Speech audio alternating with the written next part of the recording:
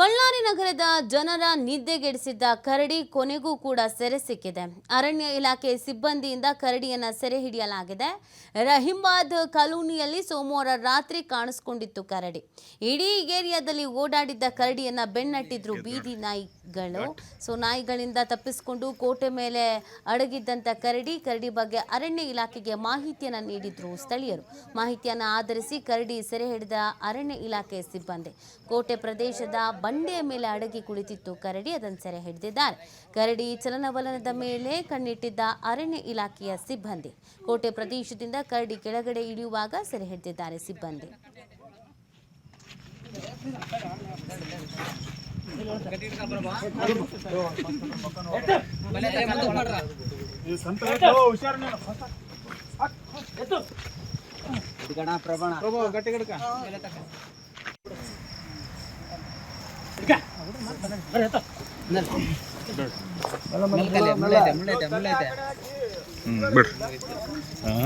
finally